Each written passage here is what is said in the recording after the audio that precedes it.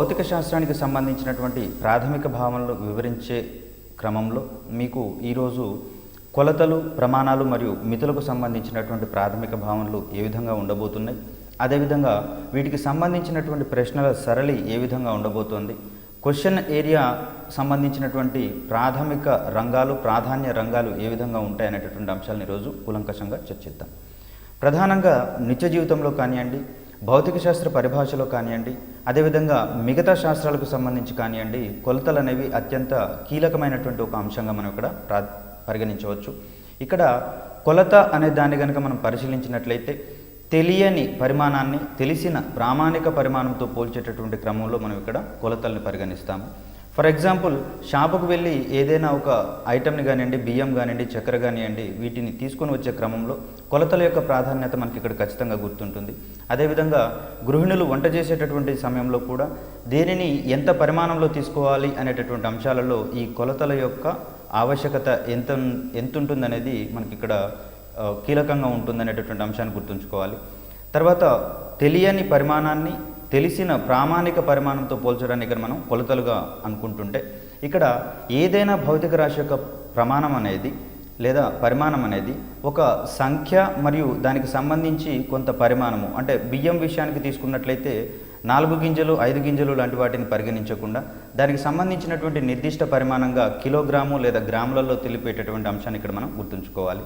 For example, 1 KG, 2 కేజీలు, 3 కేజీలు, ఈ విధంగా చూసుకున్నట్లయితే 1, 2, 3 అనేవి ఒక సంఖ్యాత్మక భావనగా, అదేవిధంగా కేజీ అనేది దాని యొక్క పరిమాణం యొక్క భావనగా మనం ఇక్కడ గుర్తుంచుకోవచ్చు. భౌతిక శాస్త్రంలో కానివ్వండి, మరే శాస్త్రంలో కానివ్వండి, నిత్య జీవితంలో కానివ్వండి, కొలతల యొక్క ఉపయోగం అనేది చాలా ఎక్కువగా ఉన్నటువంటి అంశాన్ని ఇక్కడ మనం గుర్తుంచుకోవచ్చు. ఇక్కడ కొలతలకు సంబంధించినటువంటి అంశాలను చూసినట్లయితే మరొక 2 భావనలు అనేవి ఇక్కడ మనకు కీలకంగా ఉంటాయి. అందులో మొదటిది మూలరాశులు కాగా రెండవది ఉత్పన్న రాశులుగా మనం ఇక్కడ పరిగణించవచ్చు. ఈ మూలరాశి అంటే ఏంటంటే ఏ ఇతర రాశుల మీద ఆధారపడకుండా, దట్ మీన్స్ ఒకదానిపై ఒకటి ఆధారపడకుండా మరింత సూక్ష్మ రాశులతో వివరించలేనటువంటి దాన్ని ఇక్కడ మనం మూలరాశిగా చెప్పుకోవచ్చు. ఫర్ ఎగ్జాంపుల్ చూసినట్లయితే పొడవు, ద్రవ్యరాశి, కాలము, వీటిని మనం ప్రాథమికంగా మూలరాశులుగా పరిగణిస్తాము. అంటే వీటిని ఏ ఇతర సూక్ష్మరాశులతో మనం వివరించలేము. ఇవి ఒకదాని మీద ఒకటి డిపెండ్ కావు కాబట్టి, ఆధారపడవు కాబట్టి వీటిని మనం ఇక్కడ మూలరాశులుగా చెప్పుకుంటాము. అయితే ఈ మధ్య కాలంలో సిస్టమ్ ఆఫ్ ఇంటర్నేషనల్ స్టాండర్డ్స్ వచ్చిన తర్వాత SI యూనిట్స్గా పరిగణిస్తున్నప్పుడు ఈ క్రమంలో మరికొన్నిటిని మూలరాశులుగా తీసుకున్నాము.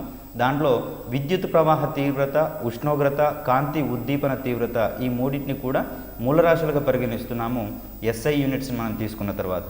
గతంలో ఉన్నటువంటి ప్రాథమిక రాశులుగా లేదా మూలరాశులుగా మనం పొడవు, ద్రవ్యరాశి, కాలములను పరిగణించాల్సి వస్తే ఈ మధ్యకాలంలో యాడ్ అయినటువంటి విద్యుత్ ప్రవాహ తీవ్రత, ఉష్ణోగ్రత మరియు కాంతి ఉద్దీపన, ఈ మూడింటిని కూడా మూలరాశులుగా పరిగణిస్తాము. ఇక్కడ ప్రాధాన్యత ఉన్నటువంటి ఒక అంశంగా, క్వశ్చన్ పడేటటువంటి అంశంగా దీన్ని ఇక్కడ మనం గమనించినట్లయితే ఈ క్రింది వానిలో ఇటీవల కాలంలో మూలరాశిగా పరిగణించినదేది లేదా క్రింది వానిలో ప్రాథమికంగా అంటే గతంలో మూలరాశిగా పరిగణించబడనిదేది అనే అంశంలో మనకి ఇక్కడ క్వశ్చన్ రావచ్చు. ఇటీవలి కాలంలో మనం మూలరాశిగా నిర్వచించుకున్నది విద్యుత్ ప్రవాహ తీవ్రత, ఉష్ణోగ్రత మరియు కాంతి ఉద్దీపన తీవ్రత. వీటిని కనుక మనం గుర్తుపెట్టుకుంటే దీనికి సంబంధించి క్వశ్చన్ చూసుకోవచ్చు. SI యూనిట్లలోనే మూలరాశిగా డిఫైన్ చేసుకున్నది ఏమిటి అనేటటువంటి అంశంలో మనం ప్రశ్నను ఎక్స్పెక్ట్ చేసే అవకాశం ఉంది. తర్వాత వివిధ మూలరాశులకు సంబంధించినటువంటి ప్రమాణాలు ఏ యూనిట్లు ఉన్నాయనేటటువంటి అంశాన్ని కనుక చూసినట్లయితే గతంలో CGS మానము, MKS మానము ఉండగా ఈ మధ్య కాలంలో SI మానంను ఇక్కడ మనం డిఫైన్ చేసుకున్నటువంటి అంశాన్ని ఇక్కడ మనం గుర్తుంచుకోవాలి. సో పొడవుకు సంబంధించి ఏ మానంలో ఏ రకమైనటువంటి ప్రమాణాలు ఉన్నాయి అనేటటువంటి అంశంలో కూడా మనం ప్రశ్నను ఎక్స్పెక్ట్ చేయవచ్చు. పొడవుకు సంబంధించి CGS మానంలో సెంటీమీటర్ని ప్రమాణంగా తీసుకోగా MKSలో మీటర్ని, అదేవిధంగా SI యూనిట్స్లో కూడా మనం మీటర్ని తీసుకుంటున్నాము. అదేవిధంగా ద్రవ్యరాశికి సంబంధించి CGS మానంలో గ్రాముని తీసుకోగా MKS మరియు SI యూనిట్లలో మనం ఇక్కడ కిలోగ్రామ్ని తీసుకున్నటువంటి అంశాన్ని గుర్తుంచుకోవాలి. కాలానికి సంబంధించి CGS మానంలో, MKS మానంలో, అదేవిధంగా SI యూనిట్స్లలో అన్నిట్లలో కూడా కాలానికి సంబంధించినటువంటి ప్రాథమిక ప్రమాణంగా సెకండ్ని డిఫైన్ చేసుకున్నాము. తర్వాత విద్యుత్ ప్రవాహ తీవ్రతను మనం CGS, MKS పద్ధతులలో మూలరాశిగా గుర్తించలేదు కాబట్టి దానికి ఇక్కడ ప్రమాణం లేదనేటటువంటి అంశాన్ని గుర్తుంచుకోవాలి. అంటే CGS, MKSలలో ఈ విద్యుత్ ప్రవాహ తీవ్రత, ఉష్ణోగ్రత మరియు కాంతి ఉద్దీపన తీవ్రతలకు సంబంధించి మూల ప్రమాణాలు లేవనేటటువంటి అంశాన్ని ఇక్కడ మనం గుర్తుంచుకోవాలి. ఇది కేవలం SI యూనిట్లలో మాత్రమే మనం ఇక్కడ ప్రమాణాలను తీసుకున్నాం.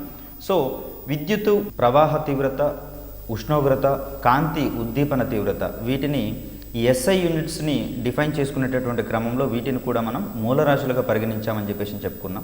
దీంట్లో విద్యుత్ ప్రవాహ తీవ్రత మరియు ఉష్ణోగ్రత, కాంతి ఉద్దీపన తీవ్రతలకు సంబంధించి SI యూనిట్స్లలో ప్రమాణాలను మనం ఎక్స్పెక్ట్ చేయవచ్చు, కానీ CGS MKSలలో వీటిని డిఫైన్ చేసుకోకపోవడం వల్ల ఆ యూనిట్లలో వీటికి ప్రమాణాలు లేవనేటటువంటి అంశాన్ని ఇక్కడ మనం గుర్తుంచుకోవాలి. సో విద్యుత్ ప్రవాహ తీవ్రతకు సంబంధించి SI యూనిట్గా ఆంపియర్ని చెప్పుకుంటాం, ఉష్ణోగ్రతకు సంబంధించి కెల్విన్ని చెప్పుకుంటాం, కాంతి ఉద్దీపన తీవ్రతకు సంబంధించి క్యాండెలా అనేటటువంటి ప్రమాణాన్ని మనం ఇక్కడ SI యూనిట్లో డిఫైన్ చేసుకునేటటువంటి అంశాన్ని ఇక్కడ గుర్తుంచుకోవాలి. తర్వాత వివిధ ప్రమాణాలను ఒకదాని నుంచి మరొక ప్రమాణంలోకి ఏ విధంగా మార్చుకోవాలనేటటువంటి అంశంలో కూడా మనం ఇక్కడ భౌతిక శాస్త్రంలో చాలా కేర్ఫుల్గా ఉండేటటువంటి అంశాన్ని ఇక్కడ గుర్తుంచుకోవాలి. 1 సెంటీమీటర్కి 10 మిల్లీమీటర్లు అనేటటువంటి అంశాలు ప్రాథమికంగా మనం గణిత శాస్త్రంలో చాలా తక్కువ స్థాయి క్లాసులలో, అనగా 5th క్లాస్ నుంచి వచ్చేటటువంటి మ్యాథమెటిక్స్ మరియు ఫిజికల్ సైన్స్లో భాగంగా మనం నేర్చుకున్నటువంటి అంశాన్ని ఇక్కడ గుర్తుంచుకుంటే, ఇక్కడ 100 సెంటీమీటర్లు అయితే 1 మీటర్ అనేది దాదాపుగా అందరికీ తెలుసు, కానీ 1/100 మీటర్ని 1 సెంటీమీటర్గా గుర్తిస్తామని, లేదా మీటర్లో 100వ వంతుని లేదా 100వ భాగాన్ని మనం ఇక్కడ సెంటీమీటర్గా డిఫైన్ చేసుకుంటామనేటటువంటి అంశాలను ఇక్కడ మనం జాగ్రత్తగా చూసుకోవాలి. ఇక్కడ 1 మిల్లీమీటర్కి మైక్రాన్కి సంబంధించినటువంటి ఈ సహసంబంధాన్ని కనుక చూసినట్లయితే, రిలేషన్ కనుక చూసినట్లయితే 1 మిల్లీమీటర్ అనేది 100 మైక్రాన్లకు ఈక్వల్ అవుతుంది అనేటటువంటి అంశాన్ని ఇక్కడ చూస్తాం. లేదా 1 మైక్రాన్ అనేది మిల్లీమీటర్లో 100వ వంతు ఉంటుంది అనేటటువంటి అంశాన్ని ఇక్కడ మనం గుర్తుంచుకోవాలి. ఇవి మిల్లీమీటర్ అనేది మనం స్కేల్ ద్వారా గణించగలిగేటటువంటి ఒక సాధారణ కొలతగా కనుక చూసుకుంటే, మైక్రాన్లు అనేవి ఇంకా కనిష్ట స్థాయిలలో ఉండేటటువంటి కొలతలుగా ఇక్కడ మనం చూసుకుంటాం. అదేవిధంగా బరువుకు సంబంధించినటువంటి ప్రమాణాలు కనుక మనం చూసినట్లయితే 1000 గ్రాములు 1 కిలోగ్రాముకు సమానమైనటువంటి అంశము, లేదా కిలోగ్రాములో 1000వ వంతుని 1 గ్రాముగా పరిగణించేటటువంటి అంశాన్ని ఇక్కడ మనం గుర్తుంచుకోవాలి. అదేవిధంగా 1 మైక్రాన్ని 10⁻³ మిల్లీమీటర్స్గా మనం ఇక్కడ చెప్పుకుంటున్నాము. దీంతో పాటుగా ఆంగ్స్ట్రామ్ అనేటటువంటి మరొక కొలతను తీసుకుంటే ఇది 10⁻⁻10 మీటర్స్, లేదా 10⁻⁻7 మిల్లీమీటర్స్, లేదా 10⁻⁻8 సెంటీమీటర్స్గా దీన్ని కన్వర్ట్ చేసుకునేటటువంటి అంశాన్ని ఇక్కడ మనం గుర్తుంచుకుంటే, ప్రధానంగా ఇక్కడ బుక్లో చూపించినటువంటి కొలతను రకరకాలుగా మార్చుకోవడం ద్వారా మనం ప్రశ్న ఏ రకంగా వచ్చినా కూడా దాన్ని మనం ఈజీగా ఆన్సర్ చేసుకునేటటువంటి అంశంలో ఇది మనకు ఉపయుక్తం అవుతుంది. తర్వాత ఈ దూరాలకు సంబంధించి త్రిభుజీకరణ పద్ధతి అనేది ఒకటి ముఖ్యంగా ఉండేటటువంటి అంశాన్ని ఇక్కడ మనం గమనించుకోవాలి. స్కేలు లేదా మీటర్ స్కేలు లేదా టేపు సహాయంతో సమీపంలో ఉండేటటువంటి కొలతలను కనుక మనం గమనించగలిగితే, సుదూరంలో ఉండేటటువంటి భౌతిక రాశుల యొక్క లేదా ఆకారాల యొక్క ఎత్తు కానివ్వండి, దూరాన్ని కానివ్వండి మెజర్ చేయడానికి ఇక్కడ త్రిభుజీకరణ పద్ధతి అనేది మనకి ఇక్కడ బాగా ఉపయుక్తం అవుతుంది అనేటటువంటి అంశాన్ని గుర్తుంచుకోవాలి. శిఖరాల ఎత్తు కానివ్వండి, గుడి గోపురాల ఎత్తు కానివ్వండి, నదుల యొక్క వెడల్పు కానివ్వండి, నక్షత్రాల దూరాలు, గ్రహాల మధ్యలో ఉండేటటువంటి దూరాలను మనం మన దగ్గర ఉండేటటువంటి పరికరాల ద్వారా గ్రహించలేము. కాబట్టి దీనికి ఉపయుక్తమయ్యేటటువంటి ఒక బెస్ట్ మెజర్మెంట్గా లేదా మెథడ్గా మనం ఇక్కడ త్రిభుజీకరణ పద్ధతిని స్వీకరిస్తాము. శిఖరాల ఎత్తును కానివ్వండి, గుడి గోపురాల ఎత్తు, నదుల వెడల్పు, నక్షత్రాల దూరాలు మరియు గ్రహాల మధ్య ఉండేటటువంటి దూరాలను ఖచ్చితంగా గణించడానికి మనకు ఉపయుక్తమయ్యేటటువంటి ఒక పద్ధతిగా త్రిభుజీకరణ పద్ధతిని మనం ఇక్కడ చూస్తాం. తర్వాత ఈ ప్రమాణాలకు సంబంధించి మీటర్ని ఒక ప్రాథమిక ప్రమాణంగా మనం ఇక్కడ డిఫైన్ చేసుకున్నాం. కాబట్టి ఈ మీటర్ అనే దానికి ఒక ఖచ్చితమైనటువంటి డెఫినేషన్ ఇవ్వగలిగితే, ఆ డెఫినేషన్ కూడా మనకు ఎగ్జామ్ పాయింట్ ఆఫ్ వ్యూలో చాలా కీలకంగా మారేటటువంటి అంశాన్ని ఇక్కడ మనం గుర్తుంచుకోవాలి. ప్యారిస్లోని సీవర్స్ వద్ద ఉన్నటువంటి మ్యూజియంలో ప్లాటినం కడ్డీ ఉంటే, ఆ ప్లాటినం కడ్డీ యొక్క పొడవును ప్రమాణంగా తీసుకుని దాన్ని ఒక మీటర్గా మనం ఇక్కడ డిఫైన్ చేసుకున్నాం. ఎందుకు ప్లాటినందే తీసుకున్నామంటే, దీంట్లో ఉష్ణోగ్రత వ్యత్యాసాలకు సంబంధించి దీనిలో సంకోచ వ్యాకోచాలు తక్కువగా ఉంటాయి. కాబట్టి ఈ ప్లాటినం యొక్క కడ్డీ పొడవునే మనం మీటరు ప్రమాణంగా తీసుకున్నాం. ఇది ప్యారిస్లోని సీవర్స్ అనేటటువంటి ప్రదేశంలో ఉన్న మ్యూజియంలో ఈ కడ్డీని ఉంచడం జరిగింది. ఇది దీని యొక్క ప్రామాణిక కొలతగా మనం ఇక్కడ చూస్తాము. ఇక్కడ సాధారణ క్రిప్టాన్ పరమాణువు విడుదల చేసే నారింజ పండు రంగు కాంతి యొక్క తరంగ దైర్ఘ్యానికి 1,650,763 రెట్లు ఉండేటటువంటి ప్రమాణంగా కూడా ఇక్కడ మనం చూసుకోవచ్చు. దీనికి సంబంధించి ఏ పరమాణువుని ప్రామాణికంగా తీసుకొని దీన్ని డిఫైన్ చేసుకున్నామని చెప్పేసి అంటే క్రిప్టాన్ పరమాణువు అనేది ఇక్కడ మనం గుర్తుంచుకోవాలి. తర్వాత కిలోగ్రాముకు సంబంధించి దీన్ని కూడా ద్రవ్యరాశి అనేది ఒక మూలరాశిగా అనుకున్నాం. ఎంకేఎస్ మరియు ఎస్ఐ యూనిట్స్లలో కిలోగ్రామ్ అనేది ఒక ప్రాథమిక ప్రమాణంగా మనం ఇక్కడ చూసుకున్నాం. కాబట్టి ఈ ప్యారిస్లోని సీవర్స్ మ్యూజియంలో ఉన్నటువంటి ప్లాటినం స్తూపం యొక్క ద్రవ్యరాశిని మనం ఇక్కడ ఒక కిలోగ్రాముకు సంబంధించినటువంటి యూనిట్గా ఇక్కడ మనం చూసుకున్నాం. అంటే వాస్తవానికి కొలత అంటే తెలియనటువంటి పరిమాణాన్ని తెలిసిన ప్రామాణిక పరిమాణంతో చూపించడమే ఇక్కడ కొలత అనుకుంటున్నాం. కాబట్టి ఇక్కడ ఉన్నటువంటి ప్లాటినం స్తూపం యొక్క ద్రవ్యరాశితోటి మనం దాన్ని కిలోగ్రామ్ యొక్క డెఫినేషన్గా తీసుకున్నాం మనం. అదేవిధంగా సెకనుకు సంబంధించినటువంటిది కాలానికి సంబంధించిన ప్రమాణం కాబట్టి ప్రాథమిక ప్రమాణం కాబట్టి సెకనుకు సంబంధించినటువంటి డెఫినేషన్స్ మీద కూడా మనకు క్వశ్చన్స్ వచ్చే దాఖలాలు ఉన్నాయి. మాధ్యమిక సౌరదినంలో 86,400వ వంతుని ఇక్కడ మనం ఒక సెకనుగా డిఫైన్ చేసుకుంటున్నాం. 86,400వ వంతుని ఒక సెకండ్గా మనం ఇక్కడ చూసుకుంటే సీజియం 133 పరమాణువు 9 బిలియన్ల 192 మిలియన్ల 631,770 కంపనాలు చేయడానికి పట్టేటటువంటి కాలాన్ని కూడా ఇక్కడ మనం ఒక సెకండ్గా నిర్వచించుకోవచ్చు. ఇక్కడ సౌరదినానికి సంబంధించి ఒక అంశాన్ని కనుక మనం పరిశీలిస్తే 2 వరుస మిట్ట మధ్యాహ్నాల మధ్య ఉండేటటువంటి కాలాన్ని సౌరదినంగా మనం ఇక్కడ చెప్పుకుంటాం.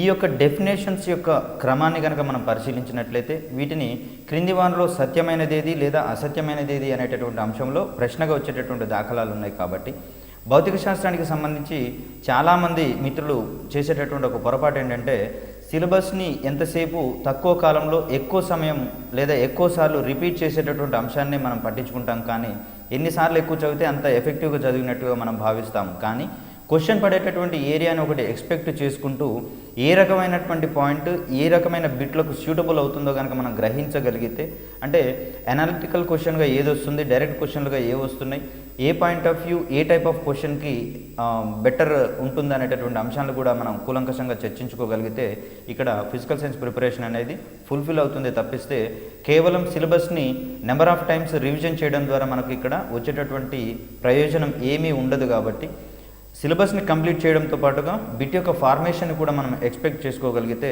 ఫిజికల్ సైన్స్ అభ్యర్థులు ఎటువంటి కష్టపడేటటువంటి అవకాశాలు ఉండవు. ఇక్కడ సౌరదినానికి సంబంధించినటువంటి చూస్తే 2 వరుస మిట్ట మధ్యాహ్నాల మధ్య దూరంగా లేదా మధ్య కాలంగా ఇక్కడ మనం సౌరదినంగా చెప్పుకుంటాం. ఇక్కడ మాధ్యమిక సౌరదినం అనేటటువంటి అంశం మరి ఇంకొకటి వస్తుంది. కాబట్టి మాధ్యమిక సౌరదినం అంటే సంవత్సరంలోని సౌరదినాల సగటు విలువని ఇక్కడ మాధ్యమిక సౌరదినంగా చెప్పుకుంటాము. అదేవిధంగా ఈ మూలరాశులతో పాటుగా ఉత్పన్న రాశులు అనేటటువంటిది మరొక కీలకమైనటువంటి అంశంగా మనం ఇక్కడ చూసుకుంటే మూలరాశుల సహాయంతో వివరించేటటువంటి ఏ రాశినైనా సరే మనం ఇక్కడ ఉత్పన్న రాశిగా తీసుకుంటాం. దీన్ని డిరైవ్డ్ క్వాంటిటీగా మనం చెప్పుకుంటాము. అంటే మూలరాశుల సహాయంతో మాత్రమే వీటిని డిఫైన్ చేయడానికి అవకాశం ఉంటుంది, వేరే రకంగా అవకాశం ఉండని అంశాన్ని ఇక్కడ మనం గుర్తుంచుకోవాలి. ఇక్కడ వైశాల్యము, ఘనపరిమాణము, సాంద్రత, వేగము, బలము వీటన్నిటినీ కూడా మనం ఇక్కడ మూలరాశుల సహాయంతో మనం డిఫైన్ చేసుకుంటాం లేదా నిర్వచించగలుగుతాం. కాబట్టి లేదా మూలరాశుల ఆధారంగా వీటిని ఉత్పన్నం చేయగలుగుతాం. కాబట్టి వీటిని ఉత్పన్న రాశులుగా పరిగణిస్తామనేటటువంటి అంశాన్ని గుర్తుంచుకోవాలి. ఇక్కడ ఈ ఏరియా నుంచి మనం కనుక క్వశ్చన్ని ఎక్స్పెక్ట్ చేయగలిగితే క్రింది వానిలో మూలరాశి కానిదేది లేదా మూలరాశి అయినదేది లేదా క్రింది వానిలో ఉత్పన్న రాశి అని దేనిని అంటారు, ఉత్పన్న రాశిగా పరిగణించనిది ఏది అనేటటువంటి అంశంలో ఇక్కడ మనం క్వశ్చన్స్ ఎక్స్పెక్ట్ చేయవచ్చు. కొన్ని రకాలైనటువంటి పరికరాలతోటి మనం ఈ పొడవుల్ని కానివ్వండి ఇటువంటి విలువల్ని మనం గణించే క్రమంలో ఏ ఏ పరికరానికి కనీసపు కొలత ఎంత ఉంటుంది అనేటటువంటి అంశంలో మనం క్వశ్చన్స్ ఎక్స్పెక్ట్ చేయవచ్చు. ఇక్కడ కనీసపు కొలతకు సంబంధించినటువంటి భావన కనుక మనం పరిశీలించినట్లయితే ఏదైనా ఒక పరికరంతో గణించగలిగేటటువంటి అతి తక్కువ కొలతను మనం ఇక్కడ కనీస కొలతగా మనం ఇక్కడ గుర్తుంచుకోవచ్చు.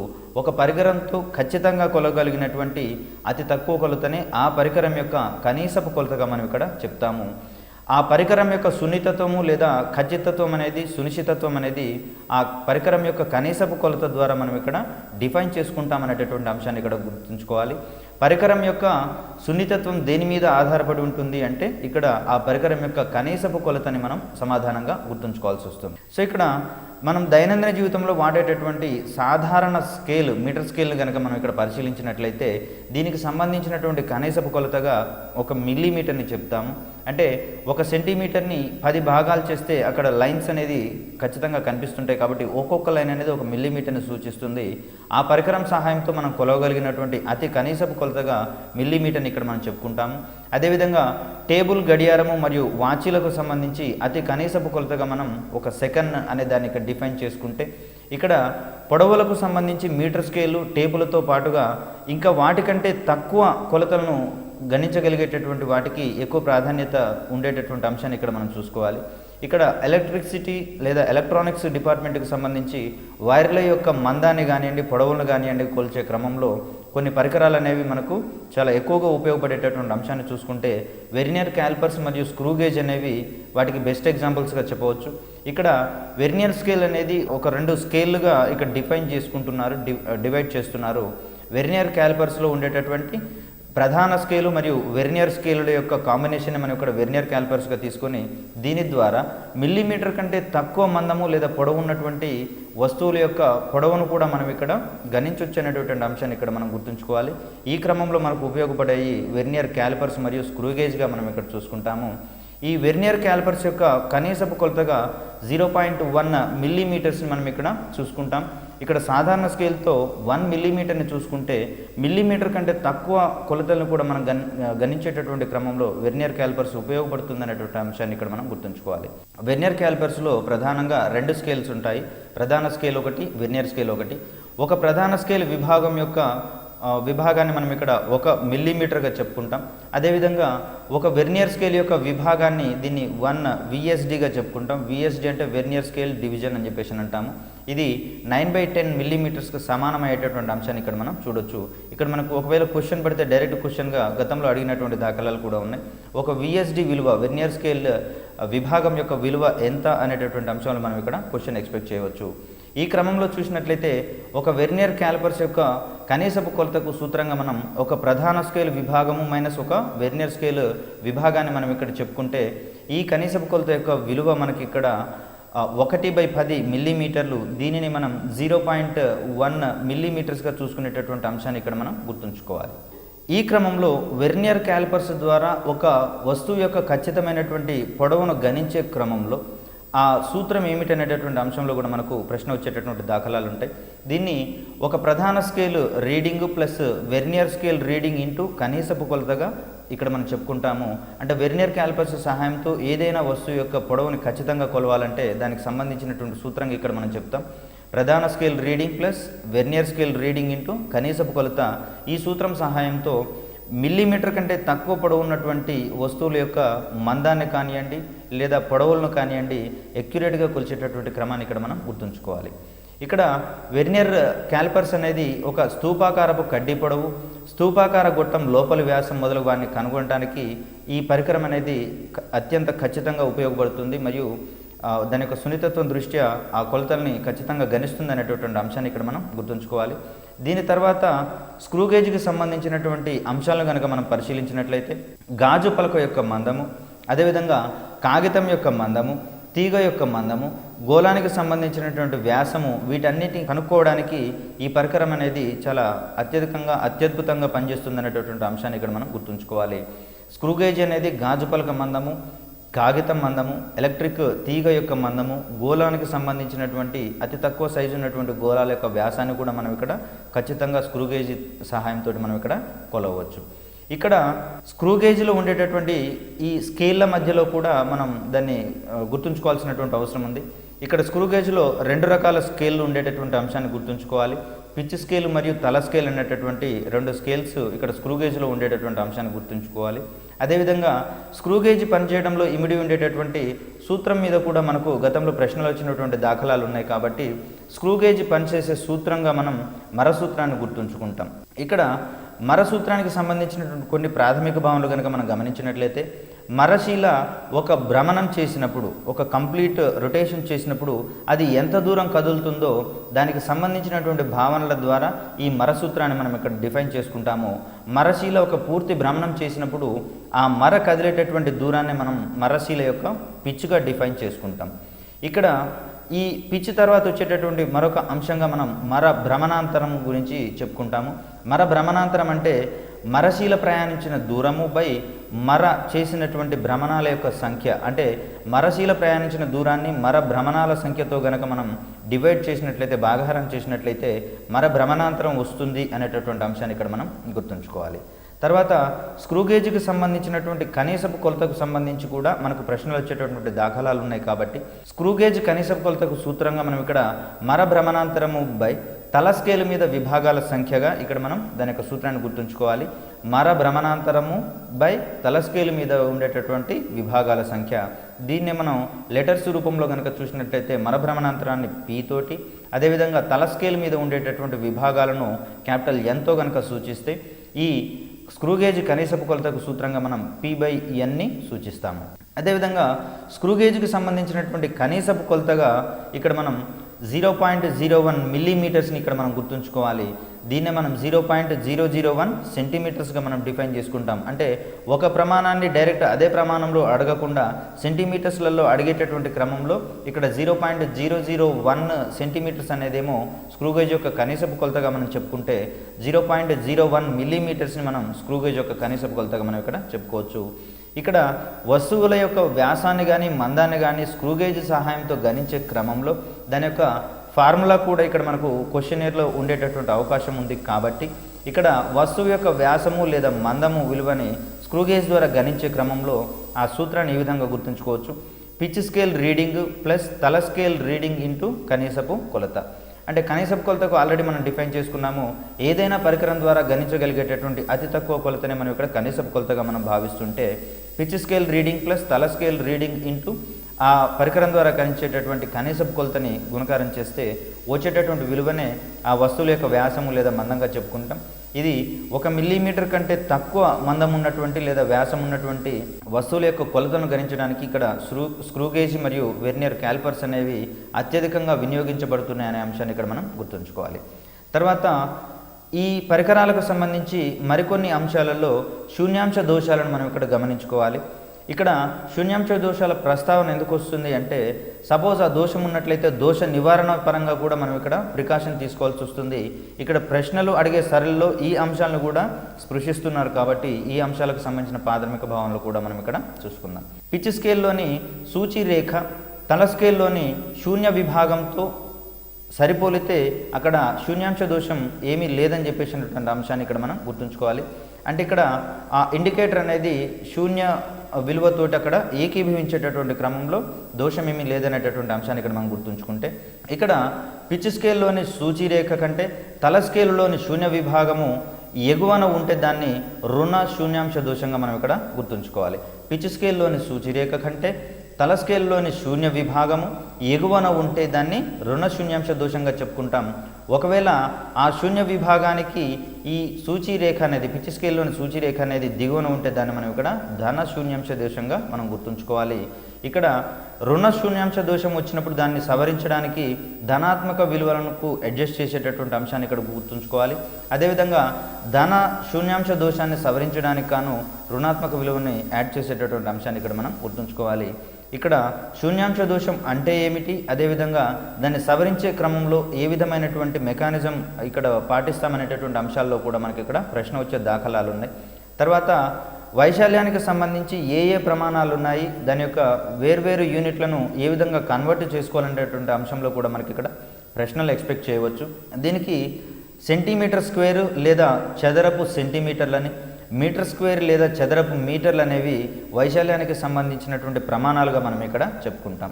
సెంటీమీటర్ స్క్వేర్ లేదా చదరపు సెంటీమీటర్లన్న రెండింటి యొక్క రూపం ఒకటే అని, అదేవిధంగా మీటర్ స్క్వేర్ మరియు చదరపు మీటర్లను వైశాల్యానికి సంబంధించినటువంటి ప్రమాణాలుగా సూచిస్తామనేటటువంటి అంశాన్ని ఇక్కడ మనం గుర్తుంచుకోవాలి. దీంట్లో భాగంగా 1 metre square is equal to 10,000 centimetre స్క్వేర్కి సమానం అవుతుంది అనేటటువంటి అంశాన్ని ఇక్కడ మనం గుర్తుంచుకోవాలి. అంటే 1 మీటర్ విలువ 100 సెంటీమీటర్లకు సమానం. కాబట్టి 1 మీటర్ స్క్వేర్ వైశాల్యాన్ని మనం 1 మీటర్ ఇంటూ 1 మీటర్ డైమెన్షన్స్ ఉండేటటువంటి ప్రదేశం యొక్క వైశాల్యంగా మనం గుర్తుంచుకోగలిగితే మీటర్కి 100 సెంటీమీటర్లు. కాబట్టి ఆ రకమైనటువంటి విలువను మల్టిప్లై చేసినట్లయితే 10,000 సెంటీమీటర్ స్క్వేర్కి ఈక్వల్ అవుతుంది అనేటటువంటి అంశాన్ని ఇక్కడ మనం గుర్తుంచుకోవాలి. లేదా 1 centimetre square is equal to 1/10,000 metre square అనేటటువంటి అంశాన్ని ఇక్కడ మనం గుర్తుంచుకోవాలి. లేదా దీన్ని ప్రశ్న రూపంలో కనుక అడగాల్సి వస్తే 1 సెంటీమీటర్ స్క్వేర్ లేదా 1 చదరపు సెంటీమీటర్ అనేది 1 చదరపు మీటర్లో ఎన్నో వంతుగా ఉంటుంది లేదా ఎన్నో భాగంగా ఉంటుంది అనేటటువంటి అంశంలో మనం ఇక్కడ ప్రశ్నను ఎక్స్పెక్ట్ చేయవచ్చు.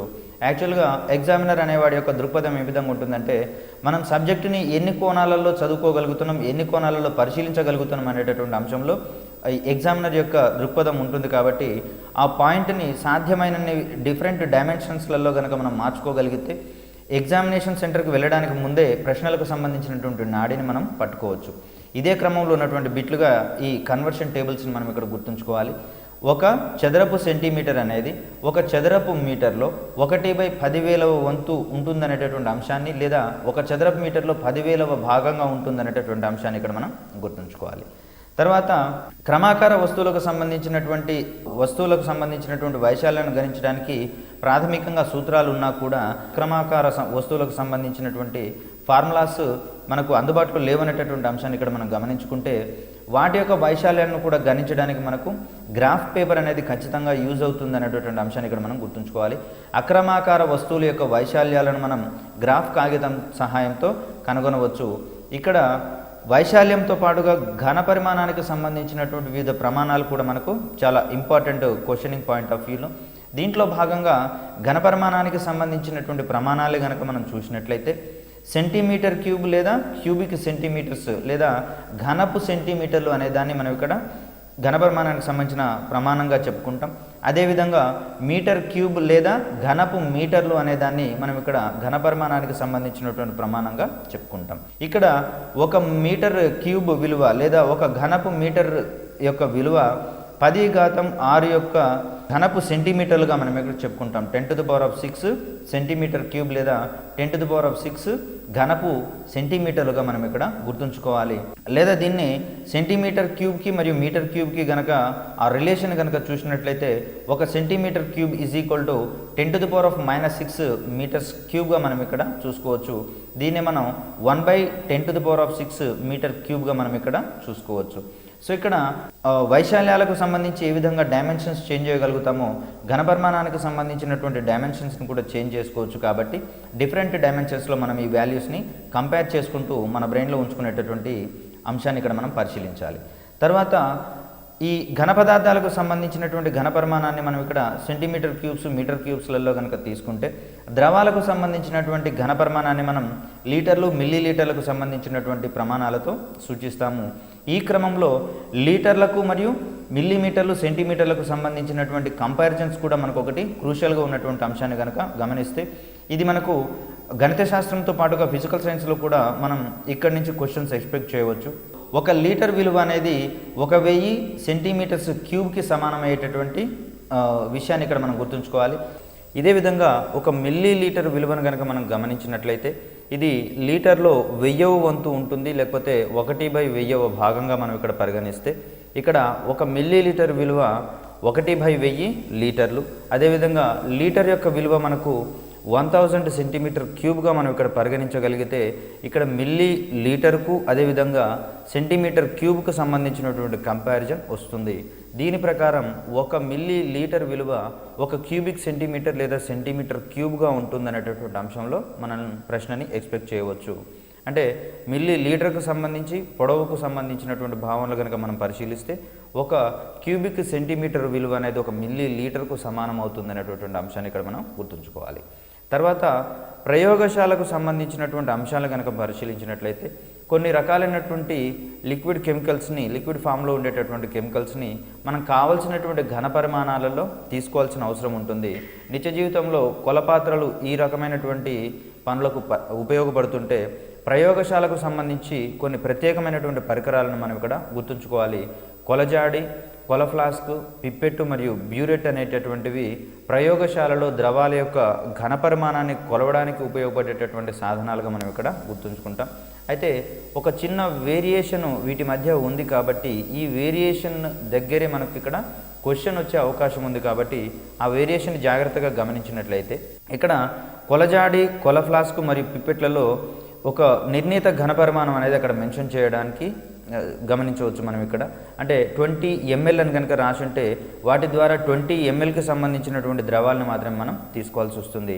అంటే మనకు కావాల్సినటువంటి ఘన పరిమాణంలో ఈ పరికరాల ద్వారా మనం ద్రవాన్ని తీసుకోలేం కాబట్టి నియమిత ఘన పరిమాణం కలిగినటువంటి ద్రవాలను తీసుకోవడానికి ఉపయోగించే సాధనాలుగా ఇక్కడ మనం కొలజాడి, కొల ఫ్లాస్క్ మరియు పిప్పెట్ల గురించి కనుక మనం చూసినట్లయితే కావలసిన ఘన పరిమాణం సంబంధించినటువంటి ద్రవాలను కొలిచి తీసుకునే క్రమంలో బ్యూరెట్ అనేది మనకు ఉపయోగపడుతుంది అనేటటువంటి అంశాన్ని ఇక్కడ మనం గుర్తుంచుకోవాలి. కొలజాడి, కొల ఫ్లాస్కు, పిప్పెట్టు మరియు బ్యూరెట్లు అనేవి ప్రయోగశాలలో అవసరమైనటువంటి ద్రవాలను అవసరమైన ఘన పరిమాణంలో కొలవడానికి ఉపయోగించే పరికరాలుగా మనం నిర్ధారించుకుంటే కొలజాడి, కొల ఫ్లాస్క్ మరియు పిప్పెట్లు అనేవి నియమిత ఘన పరిమాణం ఉన్న ద్రవాలకు మాత్రమే వినియోగపడుతుంది, వాటిని తీసుకోవడానికి మాత్రమే ఉపయోగపడుతుంది. ఒకవేళ కావలసిన ఘన పరిమాణంలో ద్రవాన్ని కనుక ఎంచుకోవాల్సి వచ్చినా లేదా తీసుకోవాల్సి వచ్చినా దానికి ఉపయోగపడేటటువంటి పరికరంగా మనం ఇక్కడ బ్యూరెట్ని గుర్తుంచుకోవాలి. సో కావలసిన ఘన పరిమాణం గల ద్రవాలను కొలిచి తీసుకోవడానికి ఉపయోగించే సాధనం క్రింది వానిలో ఏది అనే అంశంలో కనుక మనం ప్రశ్నని ఎక్స్పెక్ట్ చేస్తే ఇక్కడ ఆప్షన్స్ కొలజాడి, కొల ఫ్లాస్క్, పిప్పెట్టు మరియు బ్యూరెట్లను ఆప్షన్స్గా ఇచ్చినట్లయితే బ్యూరెట్ అనే దాన్ని మనం ఇక్కడ ఆన్సర్గా సూచిస్తాం. తర్వాత ఈ పరికరాల ద్వారా మనం ద్రవాన్ని కొలిచేటటువంటి క్రమంలో పైన ద్రవం యొక్క ఉపరితలం మీద దాని యొక్క ఆకారం ఏ విధంగా ఉంటుంది అనేటటువంటి ఓరియంటేషన్లో కూడా మనకి ఇక్కడ ప్రశ్న రావచ్చు.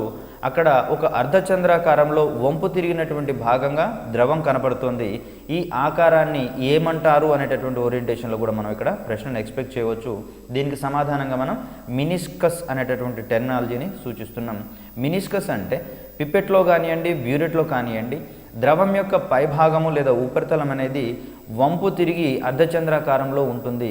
ఈ ఆకారాన్ని మనం ఇక్కడ మినిస్కస్గా పరిగణిస్తాం. తర్వాత ఈ ఘన పదార్థాలకు సంబంధించి కానివ్వండి లేదా ద్రవ పదార్థాలకు సంబంధించి కానివ్వండి ఆయా వస్తువులలో ఉండేటటువంటి పదార్థం యొక్క పరిమాణాన్ని తెలియజేసే ఒక భౌతిక రాశి మనం ఇక్కడ ద్రవ్యరాశి అనేటటువంటి అంశాన్ని ఇక్కడ మనం గుర్తుంచుకోవాలి. అంటే పదార్థంలో ఉండే ద్రవ్యం యొక్క పరిమాణాన్ని మనం ఇక్కడ ద్రవ్యరాశిగా చెప్పుకుంటాము.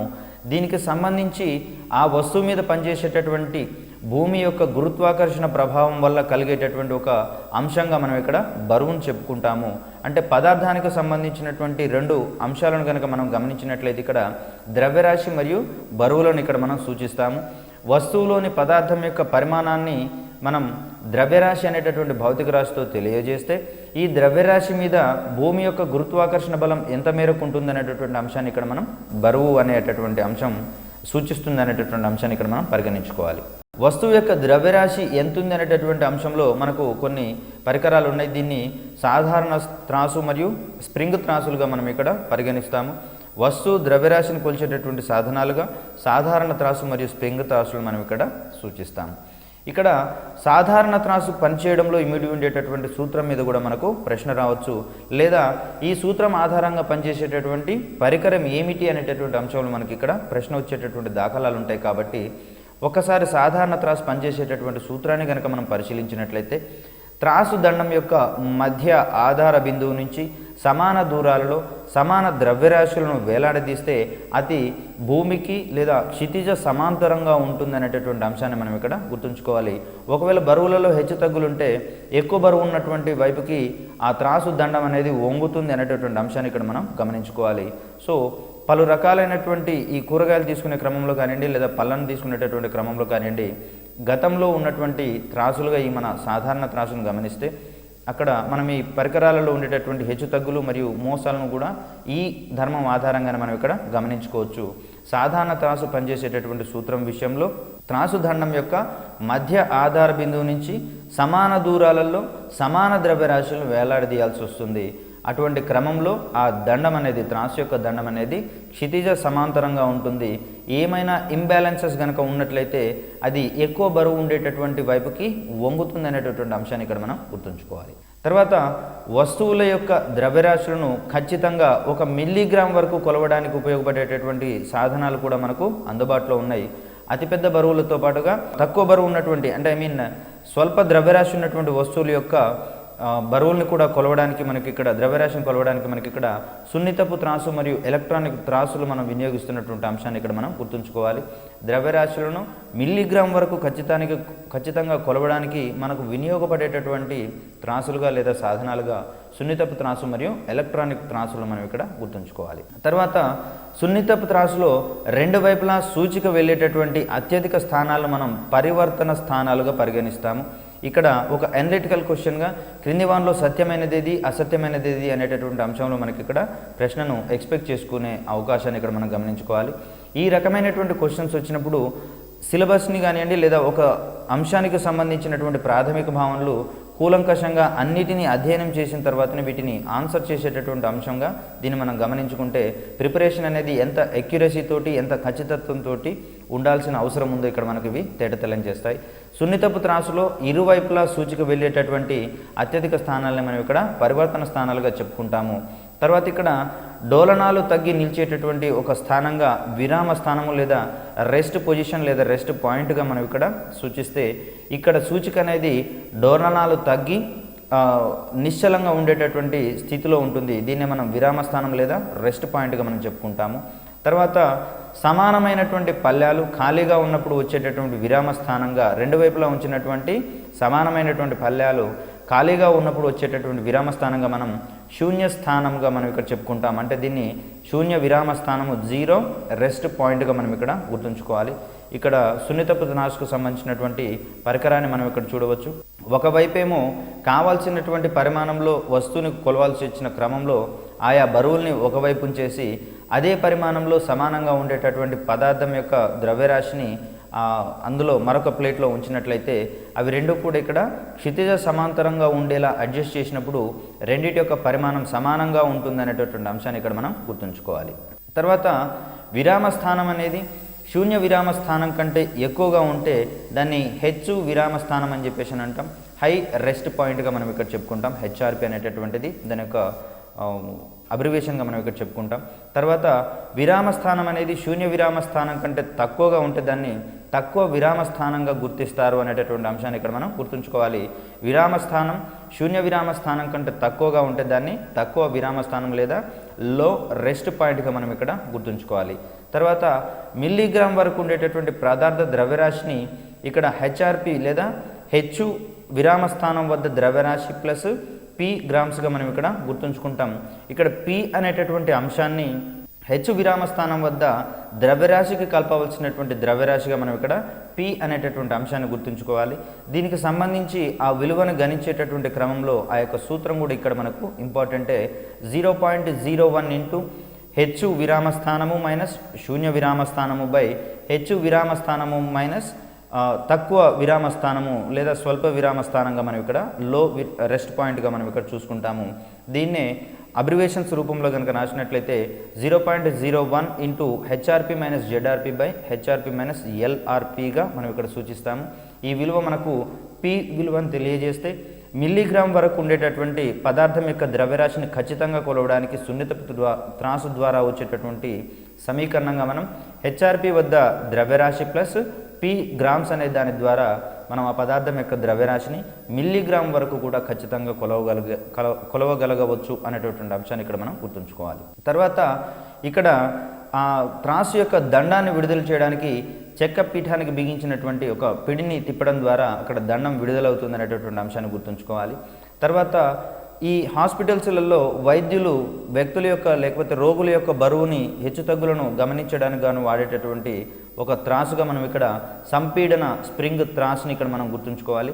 ఇక్కడ వ్యక్తులు దాని మీద నిలబడినప్పుడు వారి భారానికి సమానమైనటువంటి బరువు అనేది ఆ స్ప్రింగ్ త్రాసు మీద దాని సాగుదలను సూచిస్తుంది కాబట్టి సాగుదలకు కారణమవుతుంది కాబట్టి ఆ సాగుదల ఆధారంగా దాని యొక్క బరువుని మనం ఇక్కడ సూచిక రూపంలో కనుక్కోవచ్చు. కాబట్టి ఈ డాక్టర్లు వాడేటటువంటి త్రాసుని మనం ఇక్కడ సంపీడన స్ప్రింగ్ త్రాసుగా మనం ఇక్కడ గుర్తుంచుకోవాలి. తర్వాత అసమానమైనటువంటి భుజాలతో స్థిరమైన లేదా అస్థిరమైన ఆధారాలతో ఉండేటటువంటి తూనిక సాధనాలుగా మనం ఇక్కడ రోమన్ స్టీల్ యార్డ్ మరియు డేనిష్ స్టీల్ యార్డ్ అనేటటువంటి అంశాలను ఇక్కడ మనం గుర్తుంచుకోవాలి. ప్రధానంగా ఐరన్ అండ్ సిమెంట్ ఇండస్ట్రీస్లలో లేదా షాప్స్లలో ఈ ఐరన్ బార్స్ని కొలిచేటటువంటి క్రమంలో మనకు ఉపయోగపడేటటువంటి ఒక తూనిక కొలతగా లేదా సాధనంగా మనం ఇక్కడ రోమన్ స్టీల్ యార్డ్ అనేటటువంటి అంశాన్ని గుర్తుంచుకుంటాం. ఇది డేనిష్ స్టీల్ యార్డు కూడా ఇక్కడ అసమాన భుజాలతో స్థిరమైన లేదా అస్థిరమైన ఆధారాలతో ఉండేటటువంటి తూనికల సాధనంగా మనం వీటిని పరిగణిస్తాం. తర్వాత మైక్రోగ్రామ్ వరకు అంటే మరింత సూక్ష్మమైనటువంటి బరువులను కూడా మనం ద్రవ్యరాశిని కనుక్కోవడానికి వినియోగించేటటువంటి ఒక పరికరంగా మనం మైక్రో బ్యాలెన్స్ అనేటటువంటి అంశాన్ని ఇక్కడ మనం గుర్తుంచుకోవాలి. మైక్రో బ్యాలెన్స్ యొక్క ఉపయోగం ఏమిటి, లేదా ఆ ఉపయోగం ఇచ్చేసి దీనికోసం వాడేటటువంటి పరికరం ఏమిటి అనేటటువంటి అంశంలో మనం ఇక్కడ ప్రశ్నను ఎక్స్పెక్ట్ చేయవచ్చు. మైక్రోగ్రామ్ వరకు పదార్థం యొక్క ద్రవ్యరాశిని కనుగొనడానికి ఉపయోగించేటటువంటి ఒక పరికరంగా మనం ఇక్కడ మైక్రో బ్యాలెన్స్ని పరిగణిస్తామనేటటువంటి అంశాన్ని గుర్తుంచుకోవాలి. తర్వాత కాలానికి సంబంధించి ఒక ఖచ్చితమైనటువంటి డెఫినేషన్ కనుక మనం చూసినట్లయితే ఏదైనా ఒక రెండు సంఘటనల మధ్య ఉండేటటువంటి ఆ అవధిని లేదా సమయాన్ని మనం ఇక్కడ కాలంగా చెప్పుకుంటాం. రెండు సంఘటనల మధ్య ఉండేటటువంటి సమయాన్ని మనం కాలంగా డిఫైన్ చేసుకుంటున్నాం అనేటటువంటి అంశాన్ని ఇక్కడ మనం గుర్తుంచుకోవాలి. ఇక్కడ కాలాన్ని గణించేటందుకు లేకపోతే దాని యొక్క ప్రామాణికంగా చెప్పుకునే క్రమంలో ఒక పురిలేని సన్నని దారము చివర బరువైన గోళము కలిగి ఒక ఆధారం నుండి వేలాడబడేటటువంటి ఒక పరికరాన్ని గురించి మనం ఇక్కడ చెప్పుకోవాలి. దీన్ని మనం సామాన్య లోలకంగా చెప్పుకుంటాం, సింపుల్ పెండ్యులంగా మనం ఇక్కడ చెప్పుకుంటాం. ఒక పురిలేని సన్నని దారము చివర బరువైన లోహము కలిగి లేదా గోళము కలిగి ఒక ఆధారం నుంచి వేలాడదీయబడినటువంటి ఒక పరికరంగా మనం ఇక్కడ సామాన్య లోలకాన్ని చెప్పుకుంటాము. దీని ద్వారా భూమి యొక్క గురుత్వాకర్షణ విలువలను మనం కనుగొనేటటువంటి అంశాన్ని ఇక్కడ మనం గుర్తుంచుకోవాలి. ఇక్కడ ఆధార బిందువు నుంచి లోలకం యొక్క గురుత్వ కేంద్రం వరకు ఉండేటటువంటి దూరాన్ని మనం లోలకపు పొడవుగా చెప్పుకుంటాం.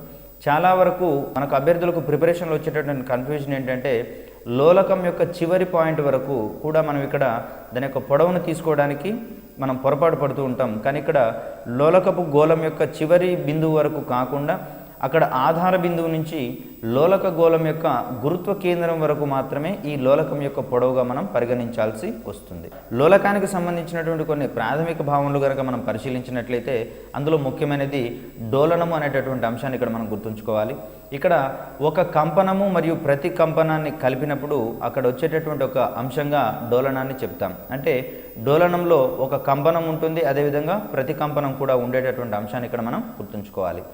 ఇక్కడ వస్తువుల యొక్క ఆవర్తన చలనం ఆధారంగా కాలాన్ని కొలిచేటటువంటి కొన్ని సాధనాలు మనం ఇక్కడ చూడవచ్చు. ఈ ఆవర్తన చలనాన్ని మొట్టమొదటిగా గుర్తించినటువంటి శాస్త్రవేత్తగా మనం గెలీలియో యొక్క పరిశోధనలు గుర్తుంచుకోవాలి. తను ఒకసారి చర్చికి వెళ్ళినప్పుడు చర్చి దగ్గర వేలాడదీసినటువంటి ఒక దీపం అనేది క్రమ కాలాలలో క్రమ చలనాన్ని చేస్తున్నటువంటి అంశాన్ని, ఊగుతున్నటువంటి అంశాన్ని గమనించి తదుపరి పరిశీలన ఆధారంగా తను ఈ లోలక చలనాలకు సంబంధించినటువంటి భావనలను పెంపొందించినటువంటి అంశాన్ని ఇక్కడ మనం గుర్తుంచుకోవచ్చు. ఈ కంపన చలనాలకు సంబంధించి మొట్టమొదటగా ఈ విషయాల్ని వెలుగులోకి తీసుకొచ్చినటువంటి శాస్త్రవేత్తగా మనం గెలీలియోని పరిగణిస్తాము. వస్తువుల ఆవర్తన చలనం ఆధారంగా కాలాన్ని కొలిచేటటువంటి సాధనాలుగా మనం సన్ డయల్ నీటి గడియారం, అదేవిధంగా లోలక గడియారము మరియు చేతి గడియారాలు, తర్వాత పరమాణు గడియారాలకు సంబంధించినటువంటి అంశాలను ఇక్కడ మనం గమనించుకోవచ్చు. తర్వాత సమయాన్ని అత్యంత ఖచ్చితంగా మెజర్ చేసేటటువంటి గడియారాలుగా మనం ఇక్కడ పరమాణు గడియారాలకు అత్యధిక ప్రయారిటీ ఇచ్చేటటువంటి అంశాన్ని గుర్తుంచుకోవాలి. తర్వాత ఈ పరమాణు గడియారాలు అనేటటువంటి వాటిని కృత్రిమంగా మానవుల యొక్క అవసరాల కోసం వినియోగించేటటువంటి లేదా రూపొందించేటటువంటి ఉపగ్రహాలలో కాలాన్ని ఖచ్చితంగా మెజర్ చేయడానికి వాడేటటువంటి గడియారాలుగా ఈ పరమాణు గడియారాలు పనిచేస్తాయనేటటువంటి అంశాన్ని ఇక్కడ మనం గుర్తుంచుకోవాలి. తర్వాత గడియారాలలో ఆవర్తన చలనాన్ని, కాల వ్యవధిని కొల్చడానికి ఉపయోగించేటటువంటి ఒక పరికరంగా మనం అంతర్నిర్మితమైనటువంటి గతిపాలక చక్రం పనిచేస్తుంది అనేటటువంటి అంశాన్ని ఇక్కడ మనం గుర్తుంచుకోవాలి. ఈ చక్రం ఆధారంగానే చేతి గడియారాలలో కాలం యొక్క వ్యవధిని కొలుస్తారు అనేటటువంటి అంశాన్ని గుర్తుంచుకోవాలి. అదేవిధంగా గోడ గడియారాలకు సంబంధించి కాల వ్యవధిని కొలవడానికి మనకు ఉపయోగపడేది లోలకాల డోలనాలు, లేకపోతే లోలకం యొక్క డోలనాలు ఇక్కడ మనం పరిగణించవచ్చు. అందుకనే ప్రాచీన కాలంలో అత్యధికంగా గడియారాలకు కింద ఒక లోలకాన్ని అమర్చి ఆ లోలకం తిరుగుతుండే క్రమంలో అక్కడ కాలం యొక్క వ్యవధిని ఖచ్చితంగా మెజర్ చేసేటటువంటి అంశాలు ఇక్కడ మనం గుర్తుంచుకోవాలి.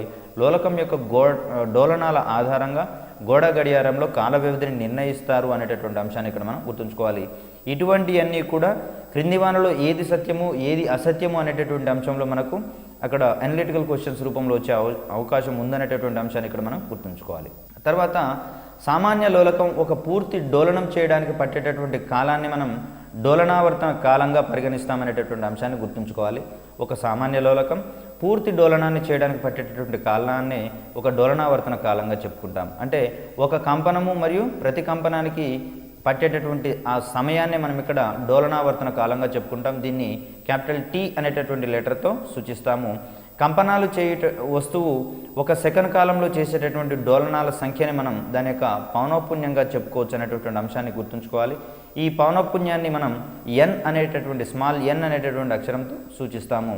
కంపనాలు చేయు వస్తువు ఒక సెకండ్ కాలంలో చేసేటటువంటి డోలనాలు లేకపోతే కంపనాల యొక్క సంఖ్యని మనం ఇక్కడ పౌనఃపున్యంగా చెప్పుకుంటామనేటటువంటి అంశాన్ని ఇక్కడ గుర్తుంచుకోవాలి. కంపనాలు చేసే క్రమంలో మరొక అంశంగా కంపన విస్తారాన్ని గురించి చెప్పుకోవాలి.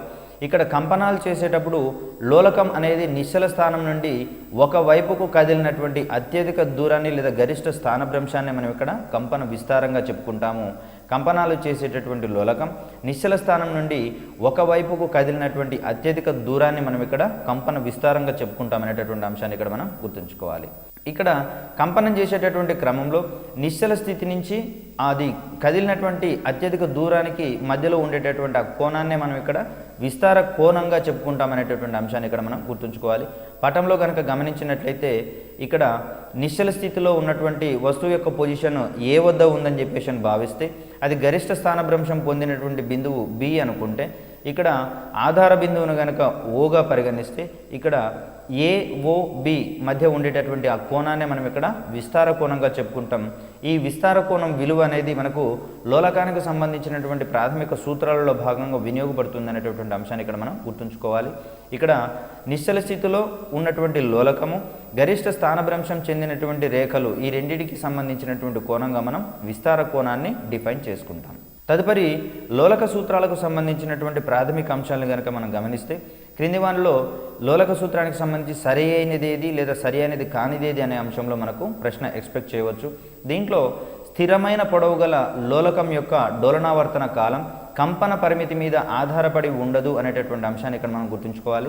స్థిరమైన పొడవు గల లోలకం యొక్క డోలనావర్తన కాలం దేని మీద ఆధారపడి ఉండదు అనేటటువంటి అంశంలో ప్రశ్న కనుక మనం ఎక్స్పెక్ట్ చేస్తే కంపన పరిమితి మీద ఆధారపడి ఉండదు అనేటటువంటి అంశాన్ని ఇక్కడ మనం గుర్తుంచుకోవాలి. దీనికి సంబంధించి ఒక పరిమితి ఏంటంటే ఇక్కడ కంపన విస్తార కోణం అనేది 5 డిగ్రీల కంటే మించరాదు అనేటటువంటిది ఒక పరిమితిగా మనం ఇక్కడ గుర్తుంచుకోవాలి. తర్వాత లోలక సూత్రాలకు సంబంధించి రెండవ సూత్రాన్ని కనుక మనం గమనిస్తే స్థిరమైన పొడవు గల లోలకం యొక్క డోలనావర్తన కాలము గోళం యొక్క బరువు, ఆకారము, పరిమాణము మరియు అది చేయనటువంటి లోహంపై ఆధారపడి ఉండదు అనేటటువంటి అంశాన్ని ఇక్కడ మనం గుర్తుంచుకోవాలి. అంటే స్థిరమైన పొడవు గల లోలకం యొక్క డోలనావర్తన కాలం దేని మీద ఆధారపడదు అనేటటువంటి అంశంలో మనం ఇక్కడ ప్రశ్న ఎక్స్పెక్ట్ చేయవచ్చు. గత పరీక్షలలో ఈ ప్రశ్న వచ్చినటువంటి దాఖలాలు ఉన్నాయి కాబట్టి ఏ అంశాల మీద ఆధారపడుతుందో తెలిస్తే ఆధారపడినటువంటి అంశాన్ని మనం ఈజీగా ఐడెంటిఫై చేయవచ్చు. లేదా క్రింది వానిలో దేని మీద ఆధారపడుతుంది అనేటటువంటి అంశంలో కూడా మనం ఇక్కడ ప్రశ్న ఎక్స్పెక్ట్ చేయవచ్చు. అంటే గోళం యొక్క బరువు కానివ్వండి, లేకపోతే ఆకారం కానివ్వండి, దాని యొక్క పరిమాణము మరియు అది చేయబడినటువంటి లోహంల మీద ఈ లోలకం యొక్క డోలనావర్తన కాలం ఆధారపడి ఉండదు అనేటటువంటి అంశాన్ని ఇక్కడ గుర్తుంచుకోవాలి. ఈ సూత్రానికి సంబంధించినటువంటి ఒక పరిమితిగా మనం ఇక్కడ ఆ లోహపు గోళం అనేది లేకపోతే లోలక గోళం అనేది బెండు మాదిరిగా తేలికగా ఉండకూడదు అనేటటువంటి అంశాన్ని ఇక్కడ మనం గుర్తుంచుకోవాలి. ఇది ఈ రెండవ సూత్రానికి సంబంధించినటువంటి ప్రధానమైనటువంటి పరిమితిగా మనం ఇక్కడ గుర్తుంచుకోవాలి. తర్వాత మూడవ లోలక సూత్రానికి సంబంధించినటువంటి అంశాలను కనుక మనం పరిశీలించినట్లయితే లోలకం యొక్క పొడవు అనేది డోలనావర్తన కాలం యొక్క వర్గానికి అనులోమానుపాతంలో ఉంటుందనేటటువంటి అంశాన్ని ఇక్కడ మనం గుర్తుంచుకోవాలి. లోలకం యొక్క పొడవు డోలనావర్తన కాలం యొక్క వర్గానికి అనులోమానుపాతంలో ఉంటుంది అనేటటువంటి అంశాన్ని గుర్తుంచుకుంటే ఇక్కడ √L/T అనేటటువంటి విలువ ఒక స్థిరమైనటువంటి సంఖ్యను సూచిస్తుంది, లేదా L/T² యొక్క వాల్యూ ఇక్కడ స్థిర సంఖ్యను సూచిస్తుంది అనేటటువంటి అంశాన్ని ఇక్కడ మనం గుర్తుంచుకోవాలి. దీన్నే మనం సమీకరణ రూపంలో కనుక రాసినట్లయితే L is proportional to T² అనేటటువంటి అంశాన్ని, లేకపోతే √L is proportional to T అనేటటువంటి అంశాన్ని ఇక్కడ మనం గుర్తుంచుకోవాలి. ఇక్కడ సెకండ్ల లోలకానికి సంబంధించినటువంటి ప్రాథమిక భావనలు కొన్ని పరిశీలించినట్లయితే అసలు సెకండ్ల లోలకం అంటే ఏమిటి అనేటటువంటి అంశంలో ప్రశ్న మనం ఎక్స్పెక్ట్ చేయవచ్చు. ఒక్కొక్క డోలనానికి 2 సెకండ్ల కాలం పట్టేటటువంటి ఒక లోలకాన్ని మనం ఇక్కడ సెకండ్ల లోలకంగా చెప్తాం. నథింగ్ బట్ దీన్ని మరొక రకంగా చెప్పాల్సి వస్తే సెకండ్ల లోలకం యొక్క డోలనావర్తన కాలం ఎంత అనేటటువంటి అంశాన్ని కనుక మనం పరిగణలోకి తీసుకుంటే ఆ విలువ 2 సెకండ్లు ఉంటుంది అనేటటువంటి అంశాన్ని ఇక్కడ మనం చూడొచ్చు. అంటే సెకండ్ల లోలకం ఒక కంపనాన్ని చేయడానికి 1 సెకండ్ కాలం పడుతుంది, ఒక ప్రతికంపనం చేయడానికి 1 సెకండ్ కాలం పడుతుంది అనేటటువంటి అంశాన్ని ఇక్కడ మనం గుర్తుంచుకోవాలి. లేదా సింప్లీ సెకండ్ల లోలకం యొక్క డోలనావర్తన కాలం ఎంత అనేటటువంటి అంశంలో ప్రశ్న కనుక వస్తే దీన్ని 2 సెకండ్ల కాలంగా చెప్పుకుంటాం. అయితే వాస్తవానికి సాధారణంగా తక్కువ పరిజ్ఞానంతో ప్రిపేర్ అయ్యేటటువంటి ఓరియంటేషన్లో కనుక మనం ఈ ప్రశ్నను కనుక చూస్తే సాధారణ అభ్యర్థి సెకండ్ల లోలకం యొక్క డోలనావర్తన కాలం అంటే ఖచ్చితంగా 1 సెకండ్ పెట్టేటటువంటి అవకాశం ఉంది. కాబట్టి ఇక్కడ వాస్తవం యొక్క విలువ మనం 2 సెకండ్లుగా గుర్తుంచుకునే ప్రయత్నం చేయాలి. తర్వాత సెకండ్ల లోలకం సగం కంపనానికి పట్టేటటువంటి కాలాన్ని మనం ఇక్కడ 1 సెకండ్గా మనం ఇక్కడ గుర్తుంచుకుంటాం. అంటే ఒక కంపనం కానివ్వండి, ఒక ప్రతికంపనానికి కానివ్వండి పట్టేటటువంటి సమయాన్ని మనం ఇక్కడ 1 సెకండ్గా చెప్పుకుంటాం. ఇక్కడ సెకండ్ల లోలకంలో సాధారణంగా లోలకం యొక్క పొడవుని 100 సెంటీమీటర్లుగా మనం ఇక్కడ పరిగణిస్తాము. 100 సెంటీమీటర్లు పొడవు ఉండి అదేవిధంగా 2 సెకండ్ల డోలనావర్తన కాలం ఉన్నటువంటి లోలకంగా మనం ఇక్కడ సెకండ్ల లోలకాన్ని చెప్పుకుంటాం. తర్వాత సాంద్రతకు సంబంధించినటువంటి మరికొన్ని అంశాలను కనుక మనం ఇక్కడ పరిశీలిస్తే ఈ సాంద్రత అనేది ఘన పదార్థము మరియు ద్రవ్యరాశుల మీద ఆధారపడుతుంది అనేటటువంటి అంశాన్ని ఇక్కడ మనం గుర్తుంచుకోవాలి. ఘన పదార్థము మరియు ద్రవ్యరాశుల మీద ఆధారపడి ఉండేటటువంటి ఒక రాశిగా మనం ఇక్కడ సాంద్రత అనేటటువంటి ఒక అంశాన్ని గుర్తుంచుకుంటాము. ఇక్కడ సాంద్రతకు సంబంధించినటువంటి నిర్వచనం కూడా మనకి ఇక్కడ క్వశ్చన్ ఏరియాలో ఒక ప్రధానమైనటువంటి అంశంగా ఉంది. ఘనపరిమాణం కలిగినటువంటి పదార్థం యొక్క ద్రవ్యరాశిని మనం ఇక్కడ సాంద్రతగా డిఫైన్ చేసుకుంటాము. దీనికి సంబంధించినటువంటి ఫార్ములాను కనుక చూసినట్లయితే సాంద్రత ద్రవ్యరాశి బై ఘనపరిమాణం అని చెప్పుకుంటాము. అంటే ఘనపరిమాణం కలిగినటువంటి వస్తువు యొక్క ద్రవ్యరాశిని మనం ఇక్కడ సాంద్రతగా చెప్పుకుంటాము. భౌతిక శాస్త్రంలో ఈ సాంద్రత యొక్క ప్రభావము ఎక్కువగా ఉంటుంది. అదేవిధంగా వాతావరణానికి సంబంధించి వివిధ రకాలైనటువంటి ద్రవ వాయు పదార్థాల యొక్క సాంద్రత మీద మనకు క్వశ్చన్స్ వచ్చేటటువంటి అంశాలను ఇక్కడ మనం గమనించుకోవాలి. ఇక్కడ సాంద్రతకు సంబంధించి CGS పద్ధతిలో దాని యొక్క ప్రమాణాలు ఏ విధంగా ఉన్నాయి అనేటటువంటి అంశంలో మనం ఇక్కడ ప్రశ్నను ఎక్స్పెక్ట్ చేయవచ్చు. గ్రామ్ ఫర్ CCగా మనం ఇక్కడ చెప్పుకుంటాం, లేదా గ్రామ్ ఫర్ ఘనపు సెంటీమీటర్లు అనే వాటిని ఇక్కడ సాంద్రత యొక్క ప్రమాణాలుగా మనం చెప్పుకుంటాము. దీనికి సంబంధించి MKS లేదా SI పద్ధతిలో ప్రమాణాలు కనుక మనం గమనించినట్లయితే కిలోగ్రామ్ బై మీటర్ క్యూబ్గా లేదా కిలోగ్రామ్ బై ఘనపు మీటర్లుగా మనం ఇక్కడ సాంద్రత యొక్క ప్రమాణాలను మనం ఇక్కడ గమనిస్తాము.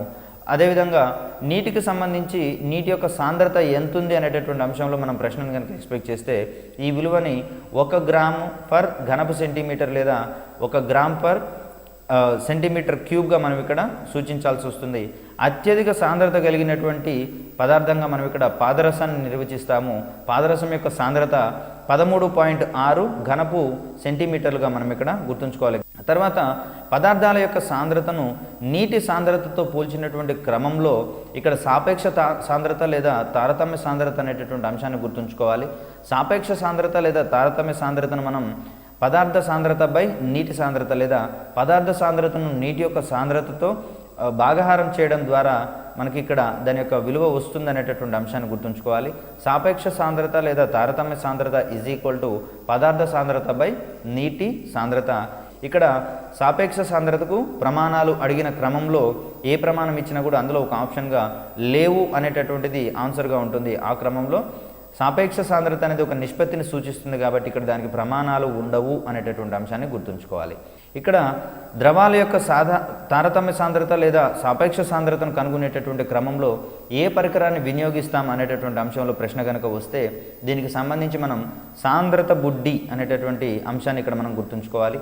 ఇక్కడ ద్రవాల తారతమ్య సాంద్రతకు సంబంధించి ఒక ఈక్వేషన్ని కనుక మనం ఇక్కడ సూచించినట్లయితే లేదా ఫార్ములాను సూచించినట్లయితే ద్రవంలో ఉన్న సాంద్రత బుడ్డి ద్రవ్యరాశి బై నీటిలో ఉన్న సాంద్రత బుడ్డి ద్రవ్యరాశి ఈ రెండు విలువలను మనం కంపేర్ చేయడం ద్వారా భాగహారం చేయడం ద్వారా ఆయా ద్రవాల యొక్క తారతమ్య సాంద్రత విలువను మనం గణించవచ్చు అనేటటువంటి అంశాన్ని ఇక్కడ మనం గుర్తుంచుకోవాలి.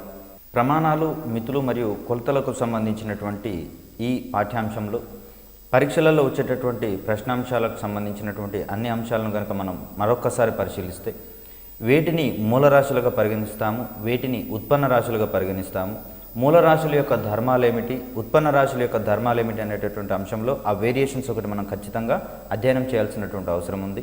తర్వాత ఈ యూనిట్లకు సంబంధించినటువంటి వివిధ పద్ధతులు మెట్రిక్ మాపనలకు సంబంధించి సిజిఎస్ ఎంకేఎస్ అని చెప్పేసి అని, అదేవిధంగా బ్రిటిష్ పద్ధతికి సంబంధించి ఎఫ్పిఎస్ పద్ధతి అని చెప్పేసి అని, ఇది ప్రస్తుతం అంతగా వాడుకలో లేనటువంటి ఒక పద్ధతిగా మనం ఇక్కడ చెప్పవచ్చు. వైశాల్యాలు మరియు ఘనపరిమాణాలకు సంబంధించినటువంటి అంశాలను కనుక మనం పరిశీలిస్తే ఈ సెంటీమీటర్లకు, చదరపు మీటర్లకు మధ్య ఉండేటటువంటి ఆ సంబంధాలు ఏ విధంగా ఉన్నాయి, రిలేషన్స్ ఏ విధంగా ఉన్నాయి, కంపారిజన్స్ కొంత మనం ఇక్కడ కూలంకషంగా నేర్చుకోవాల్సినటువంటి అవకాశం ఉంది. అదేవిధంగా ఘనపరిమాణానికి సంబంధించి సీసీ విలువకు, అదేవిధంగా ఘనపు మీటర్లకు సంబంధించినటువంటి వాల్యూస్ యొక్క కంపారిజన్స్ ఏ విధంగా ఉన్నాయనేటటువంటి అంశాలు ఇక్కడ మనం గమనించుకోవాలి. ఘనపరిమాణాలకు సంబంధించి ద్రవాలను కొలిచే క్రమంలో ఆ లీటర్లకు మరియు సెంటీమీటర్లకు సంబంధించినటువంటి కంపారిజన్స్ ఏ విధంగా ఉన్నాయి, పోలికలు ఏ విధంగా ఉన్నాయి అనేటటువంటి అంశంలో కూడా మనం ఇక్కడ ప్రశ్నలు ఎక్స్పెక్ట్ చేయవచ్చు.